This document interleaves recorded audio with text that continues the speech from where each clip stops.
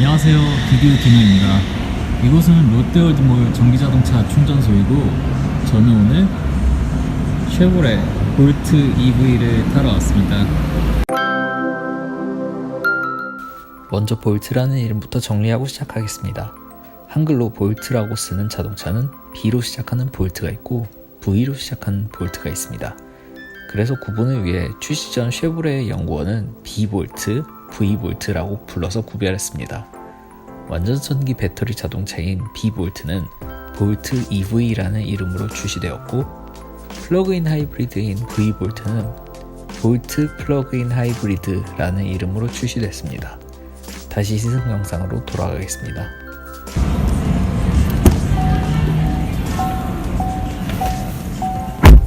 네, 오늘은 완전 전기차인 볼트 EV가 일반 자동차와 어떻게 다른지, 일반 차량과 비교해서 특별히 다른 점을 위주로 리뷰해 보겠습니다. 먼저 이 차는 순수 전기차이기 때문에 주유구가 없고 배터리를 충전하는 단점만 있습니다.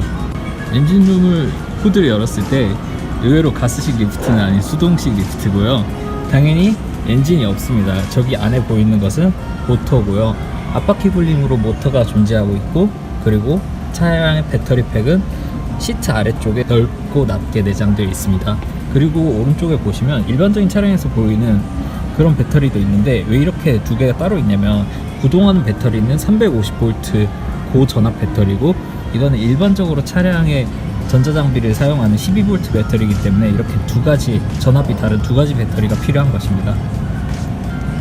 자, 그리고 사고 시 차량 화재를 대비하기 위해서 배터리를 분리하는 방법이 안내되어 있다는 것이 좀 재밌습니다. 제가 인터넷으로 조사를 했을 때는 350V 배터리인 줄 알았는데 여기 400V가 내장되어 있다고 하네요. 어떻게 대처해야 되는지 써있지만, 이거는 뭐 소방관들이 확인하면 되겠죠? 일반인들은 빨리 대피하는 것이 제일 중요할 것 같습니다. 엔진차가 산소를 빨아들여가지고 폭발을 일으킨다면, 배터리 차는 그런 산소가 필요하지 않기 때문에 앞에 그릴이 크게 있을 필요가 없는데, 이쪽 아래쪽에 조그맣게 구멍이 있는 것이 냉각 시스템을 아래쪽 찬 공기를 통해 가지고 가동하기 때문입니다. 주간 주행등이 들어갔을 때는 이런 모습을 보이고요, 전조등을 다 켰을 때는 이렇게 됩니다. 그리고 전조등 아래에 방향지시등이 있는데 생각보다 전구 타입이 많아가지고 고급스러움은 조금 떨어지는 것 같아요. 그래도 이 차 가격이 기본 가격이 4,500이 넘어가죠. 물론 보조금을 많이 받지만 말입니다. 줄구처럼 생긴 충전구가 앞쪽에 있다는 것이 좀 특징적이긴 하지만, 그 외에 다른 디자인에서는 이 차가 순수 전기차라는 것이 확 티나는 타입은 아닙니다. BMW i3의 경우에는 굉장히 파격적인 디자인을 통해 가지고 누가 봐도 일반적인 차와는 다르다는 느낌을 가지는데, 이 차는 그냥 좀 크기를 늘린 스파크의 미니밴 버전이라는 그 정도의 인상을 줍니다. 뒤쪽 디자인은 이렇게 생겼는데 파란색 번호판을 사용해가지고 전기자동차라는 것을 보여주는 것이 좀 특징입니다. 왼쪽에 볼트 EV라는 엠블럼이 들어가고요. 평범했던 디자인은 후미등이 들어갔을 때 좀 더 특별해 보이는 느낌을 가지는데요, 이렇게 면 발광과 이렇게 LED 타입을 혼합해서 쓰는 방식을 쓰고 있어요. 그리고 저기 램프류가 다 트렁크에 부착되어 있잖아요. 그래서 이렇게 트렁크를 열게 되면 아래쪽 빨간 부분에 제동등이, 두 번째 제동등이 들어오게 됩니다. 트렁크를 열었을 때도 뒤쪽에 오는 차에서 제동등이 보일 수 있어야 된다는 법규 때문에 마련된 사항이고요. 좀 아쉬운 점은 왼쪽과 오른쪽에 아래쪽 조명이 부딪히는 것이 좀 아쉽습니다. 아까 후진등과 방향지시등이 양쪽에 포진되어 있습니다. 내부를 보기 전에 트렁크 먼저 살펴보겠습니다. 트렁크를 열면 이게 허리 높이 정도로 좀 높긴 한데 그래도 평평한 바닥이 드러나는데요, 여기에 있는 손잡이를 들어 올리면 두 번째 공간이 드러나게 됩니다. 그리고 그 아래쪽을 여시면 저 밑에 임시 타이어는 없고 수리 키트가 들어 있습니다. 그리고 뒤쪽 쉐보레 로고 아래쪽에는 카메라가 하나 설치되어 있는데, 360도 카메라가 설치되어 있는 고급 버전에는 카메라가 아마 2개 있습니다. 거기에다가 미국 사양에서만 적용되는지는 모르겠지만, 카메라 이렇게 달리다 보면 이쪽에 먼지가 많이 끼잖아요. 그거를 Z로 해가지고 자동으로 씻어주는 기능도 포함되어 있던데 이 사양에는 없네요. 뒤쪽 와이퍼는 평범한 타입이지만 앞쪽 와이퍼는 요즘 크루즈에도 적용되어 있는 양쪽으로 올라가는 와이퍼 타입입니다. 그리고 이게 블레이드가 에어로 타입 블레이드라서 굉장히 잘 닦일 것 같다는 생각이 드네요. 저렇게 앞유리가 긴 모델들이 주로 이런 양쪽으로 퍼지는 와이퍼를 쓰고 있습니다. 뒷좌석을 들어왔는데 생각보다 바닥이 높고 의자도 높고 그래서 이 차 높이가 꽤나 높은 차량입니다. 160cm가 넘어가는데 그래도 헤드룸이 생각보다 그렇게 크진 않습니다. 그리고 여기 뒤에 왔을 때 좀 재밌게 보이는 게 운전석 뒤쪽에는 맥 포켓이 없는데 조수석 뒤쪽에는 맥 포켓이 있어요. 그리고 여기 뒤에서 앉았을 때 좀 보이는 게 앞쪽 시트가 굉장히 얇아 보이네요. 쿠션보다는 이게 뭐 무게를 절약한다든가 그런 기능성에 좀 더 치중한 디자인인 것 같습니다. 마지막으로 여기 아래쪽에 공조 바람 나오는 부분은 없는데 그래도 충전할 수 있는 USB는 2개나 설치되어 있어서 어느 정도 편의성을 도모하고 있습니다. 볼트의 앞모습은 이렇게 생겼습니다. 굉장히 그냥 일반적인 해치백의 디자인을 가지고 있는데 좀 특징적인 것이 저희 센터 쪽에 디스플레이가 좀 크죠? 무려 10.2인치나 된다고 합니다. 아이패드보다도 큰 디스플레이를 가지고 있네요. 아이패드 프로와 일반 아이패드 사이 정도 되는군요. 앞좌석도 살펴볼게요. 네, 이 시트는 그냥 평범하게 생긴 스카지톤의 시트인데 여기 보면 이렇게 C자로 감싸진 모양이 보이시죠? 투톤 시트도 있는데 여기 안쪽만 밝은 색이고 바깥쪽은 다른 색깔을 적용한 굉장히 요상한 디자인의 시트를 한 볼트도 해외 사양에서는 만나보실 수 있습니다. 이 차는 그냥 평범하고 적응하는데 전혀 문제가 없네요. 볼트는 전기차이기 때문에 계기판도 엔진차와는 많이 다릅니다. 특히 왼쪽에 배터리 잔량은 굉장히 크게 써있죠. 그리고 이 차의 장점, 굉장히 긴 주행 가는 거리입니다. 지금 원충했을 때 345km를 갈 수 있다고 해요. 재원상에는 383km를 갈 수 있다는데 지금 345km를 예상하고 있죠. 그리고 재밌는 게 최소 282 그리고 최대 407km까지 갈 수 있다는 것을 표시해 주면서 내가 얼마나 지금 연비운전을 해야 되는지 혹은 얼마나 더 밟아도 되는지 그런 점을 보여주고 있습니다. 그리고 가운데 디스플레이에서 정말 모든 것을 다 알려줄 수 있어요.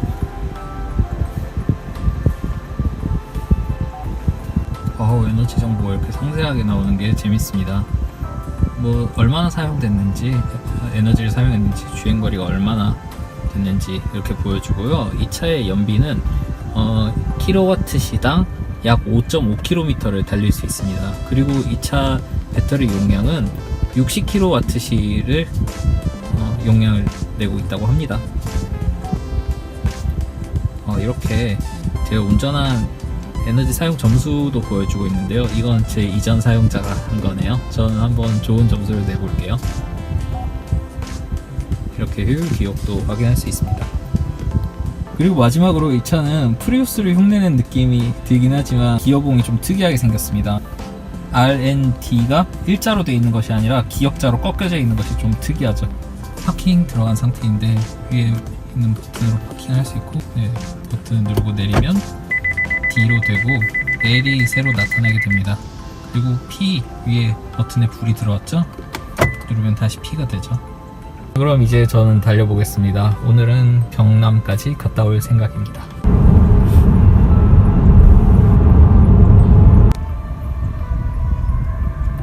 왼쪽 페달을 누르면 리젠이 활성화됩니다.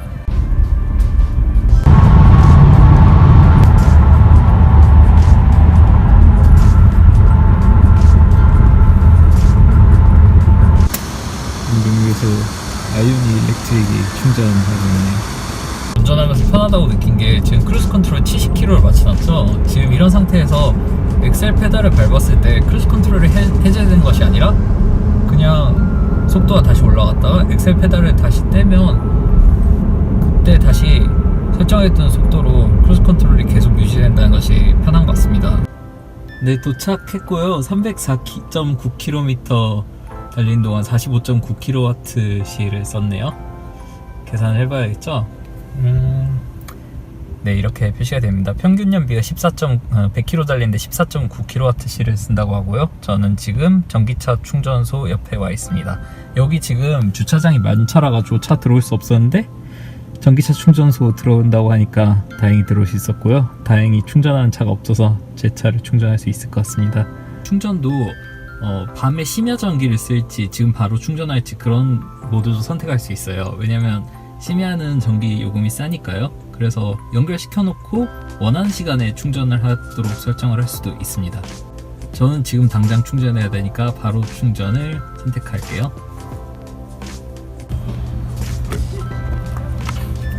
7,000원을 선택했어요.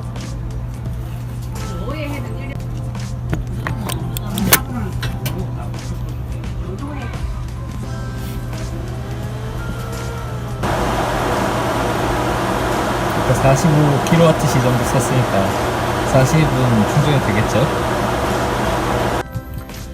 네, 완충을 눌렀는데 문제는 중간에 한번 끊겼어요. 그래서 다시 한번 완충을 해가지고 지금 거의 뭐 한 95% 이상 찬 것 같네요. 다행히 뭐 이제 집에 돌아가는 동안엔 추가 충전 없이 갈 수 있을 것 같습니다.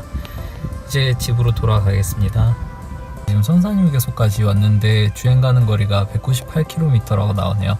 지금 한 230km인가 250km를 더 가야 되기 때문에 충전을 한 2,000원 정도만 더 하고 가겠습니다.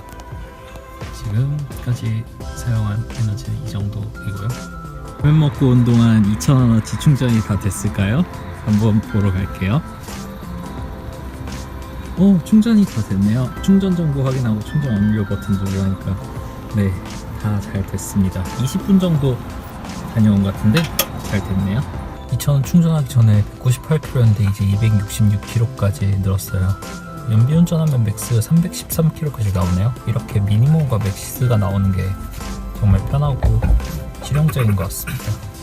지금 덕평 자연휴게소까지 왔고 주행 가능한 거리는 107km, 최소 86km는 더 갈 수 있어요. 그래서 목적지까지는 47km인데 거기 갔다가 한 50km 정도를 더 달려야 되기 때문에 물론 연비 운전을 하면 별 문제는 없겠지만 뭐 빨리 들어가고 싶어서 좀 더 충전을 하고 10분만 충전하고 또 화장실도 가야 되니까요. 그렇게 하고 갈게요.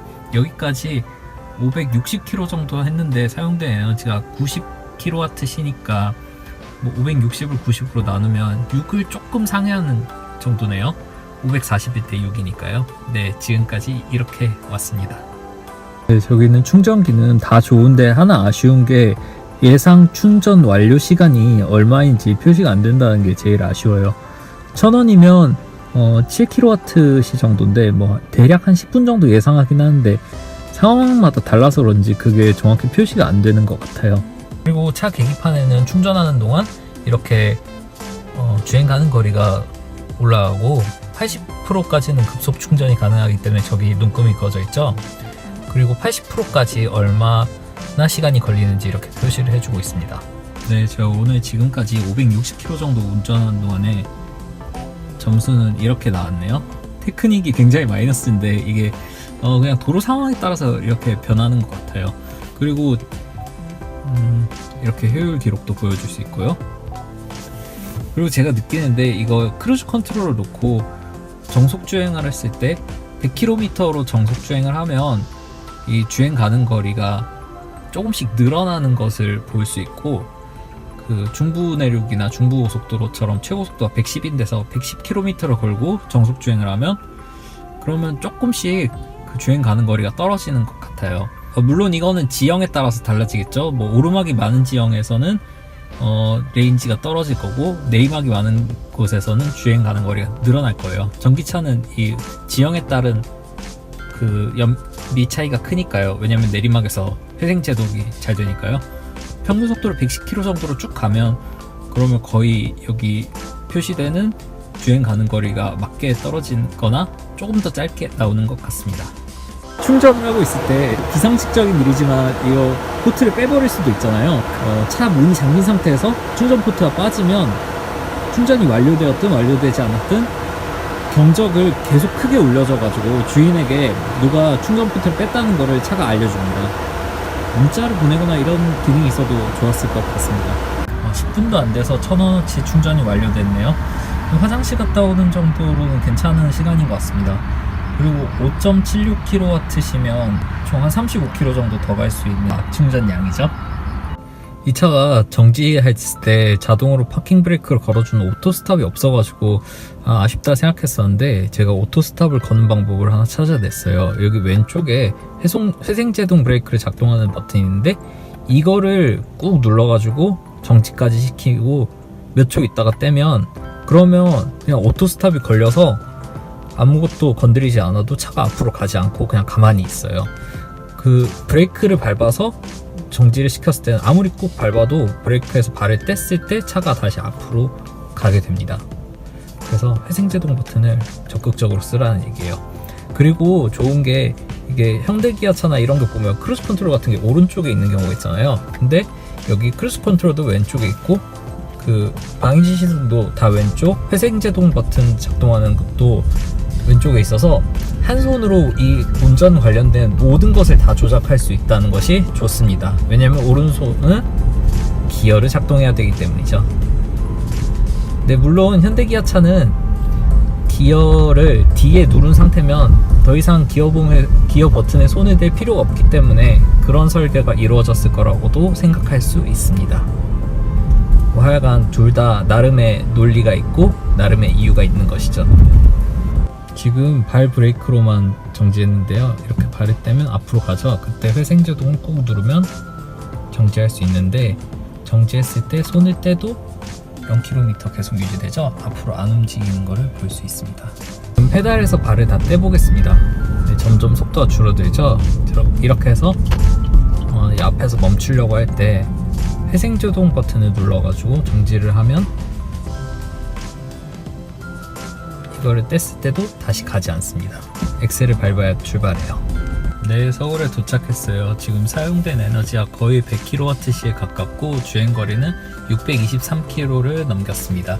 그리고 지금 주행 가는 거리는 93km가 남았네요. 네, 집에 도착했고요. 오늘 총 663km를 달렸는데 104.5kWh를 사용했습니다. 이제 주행 가는 거리는 61km 남았네요. 네, 오늘은 이제 여기서 정리할게요. 마지막으로 이 인테리어에서 저렇게 V자로 흐르는 파란색 라인이 무드 있고 좀 굉장히 예뻐요. 앞쪽 인테리어는 이렇게 흰색과 회색의 조화를 잘 이룬 디자인되어 있습니다. 센터 콘솔이 좀 특이한데, 여기 팔 암레스트로 앞쪽으로 앞뒤로 슬라이딩을 할 수 있고요. 여기를 눌러서 열 수 있는데, 좀 웃긴 게 이걸 2단으로 이렇게 좀 깊게까지 두 가지로 되어 있다는 게 특징입니다. 전체적으로 흰색과 회색의 조화가 잘 되어 있고 V라인으로 디자인되어 있는 것이 보입니다. 폭이 좁기 때문에 전진 주차했을 때도 쉽게 들어올 수 있고, 이렇게 옆에 공간도 많이 남는 것이 보입니다. 지금 왼쪽 공간도 별로 침범하지 않았는데도 이렇게 차폭이 남는 것이 좁은 차의 장점이겠죠. 물론 고속 주행 안정성을 약간 희생하면서 말입니다. 스티어링 휠은 요즘 말리부처럼 그냥 일반적인 쉐보레의 전형적인 디자인을 가지고 있고요. 오른쪽에 주로 트립 컴퓨터를 조절할 수 있고, 왼쪽에는 크루즈 컨트롤을 조절할 수 있고 핸들 열선까지 포함된 것을 볼 수 있어요. 그리고 좌석 열선 같은 경우는 이 디스플레이를 통해서 조절할 수 있는데, 하나 아쉬운 게 여기 그 공조 장치를 조절하는 패널이 다 있는데, 여기 이쪽에 있는 버튼으로 이용해서 조절해야 되는데 생각보다 이게 직관적이지 않아서 처음 사용하시는 분은 적응하는데 애를 좀 먹을 수도 있어요. 이 차량 운전하면서 가장 아쉬웠던 점이 순간연비가 나오지 않는다는 점입니다. 아이오닉 일렉트릭의 경우에는 순간연비가 나왔는데, 이 차량의 경우는 최선의 방법이 이렇게 에너지 그래프에서 효율에서 현재 이거를 보는 것이 순간연비를 보는 최선의 방법이고요. 그리고 1kWh당 몇 킬로미터를 달리는지 단위로 변환을 할 수도 분명히 있을 것 같은데, 그거를 못 찾았어요. 그 단위가 좀 더 리터당 몇 킬로미터를 주로 쓰는 한국 사람들한테 익숙한 단위일 것 같은데 제가 찾지를 못했습니다. 그리고 이 차를 운전하면서 느끼는 승차감은 기본적으로는 나쁘지 않은데 이게 노면이 좋은 상황에서만 그렇지 스프링이 움직이는 범위도 아무래도 좀 짧고 차체가 무겁다 보니까 크기에 비해서 좀 무거운 1400kg대의 무게를 가지고 있어요. 그래가지고 좀 통통 튀는 그런 스프링을 가지고 있는 것 같습니다. 울퉁불퉁한 길, 포트홀 이런 거 밟았을 때는 충격이 꽤 전해지는 편입니다. 그래도 뭐 셰시가 워낙 단단한 느낌이 들어가지고 차 자체에 부담이 되는 것 같지는 않은데 운전자나 승객들이 그 진동을 고스란히 좀 느껴야 된다는 그런 점이 문제였어요. 그래서 승차감은 아이오닉에 비해서 좀 아쉬운 것 같습니다. 아이오닉은 그래도 그냥 일반적인 세단이나 승용차에 비해서 많이 힘들다는 생각은 안 들었는데 이 차는 고속 주행을 하는 데는 괜찮지만 조금만 노면이 고르지 않아도 충격을 많이 전하는 것 같아서 완전히 잘 포장된 도로에서만 편했지 그 이외의 도로에서는 약간 불편했다는 점이 좀 가장 큰 단점인 것 같습니다. 그리고 드라이브 레인지에서 아래로 당겼을 때 들어간 L 모드도 실질적으로 많이 사용하게 되지는 않는 것 같고요. 영동고속도로 서울 오는 구간에서 끝없이 내려가는 내리막 이런 데서는 회생제동을 많이 쓰기 위해서 L 모드를 가끔 쓸 것 같은데 이외의 상황에서는 거의 쓸 일이 없을 것 같습니다. 그리고 마지막으로 회생제동 버튼의 사용 편리성을 봤을 때 현대기아차에서 쓰는 왼쪽 오른쪽 패드 시프트 두 개를 사용해가지고 회생제동 감도를 조절하는 0, 1, 2, 3 이렇게 4단계로 조절할 수 있죠. 그 방식이 좀 더 운전 재미도 느낄 수 있고 여러모로 더 제 취향에 맞는 것 같았습니다. 이 차의 출력은 204마력이고 토크는 최대 토크 36.7kgm를 띈다고 해요. 그래서 이렇게 달릴 때 오른쪽에 지금 1kW라고 되어 있죠. 파워를 1kW 쓴다는 건데 저게 파워를 쓸 때는 위로 노란색 게이지가 올라가고 회생제동이 될 때는 아래로 초록색이 나오는데요. 그래서 내가 얼마나 많은 출력을 쓰고 있는지 보여줍니다. 최대 140kW까지 보여줄 수 있어요. 이게 1마력이 0.7kW 이 정도 될 겁니다. 그래서 140kW면 200마력 정도가 되는 거죠. 하지만 저는 저 게이지보다는 순간연비 게이지를 보여주는 게 더 좋지 않을까, 혹은 단위가 마력을 보여주는 것도 괜찮겠다, 그런 생각을 했습니다. 예전에 아이오닉 일렉트릭을 시승했을 때 크루즈 컨트롤이 없는 모델을 타다 보니까 좀 힘들었어요. 전기차는 가감성이 굉장히 빠르기 때문이죠. 그런데 크루즈 컨트롤이 있는 모델을 타니까 굉장히 운전이 편안함이 느껴졌고요. 이 차가 생각보다 가속이 굉장히 빠릅니다. 물론 뭐 200까지 가지는 못하지만 100km까지는 정지에서 60마일까지, 즉 93km까지 6.5초에 다 끝난다고 해요. 7초 아래에서 제로백이 끝나겠죠? 그만큼 굉장히 가속은 빠른 차입니다. 그래서 생각보다 핸들링이 폭이 좁은 타이어로 인해 가지고 그립이 좀 부족하면서 핸들링이 잘 안 된다는 점만 빼면 생각보다 스포츠 주행은 잘 할 수 있다는 점이 특징이고요. 그리고 승차감도 꽤나 스포츠카 같아요. 이게 매우 딱딱합니다. 네, 정리해 볼게요. 쉐보레 볼트는 긴 주행 가는 거리에서 오는 편안함이 장거리 운행에서 가장 큰 장점으로 돋보였습니다. 그리고 이 차에는 타이머가 있어요. 무슨 랩타임제라고 있는 건지 거의 스포츠카라는 얘기를 하고 있는 것 같아요.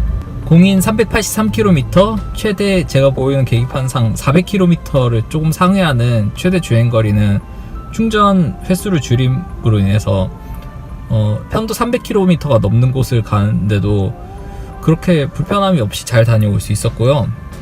아이오닉 일렉트릭을 탈 때 예전 모델이죠. 그게 190km 정도의 항속거리를 가지고 있기 때문에 되게 자주 충전해줘야 돼서 힘든 면이 있었습니다. 그 점이 이 차의 가장 큰 장점인 것 같고요. 생각보다 아쉬웠던 단점은 승차감이 좀 부족한 것 같습니다. 네, 그럼 여기까지 쉐보레 볼트 EV의 시승을 마치도록 하겠습니다. 감사합니다.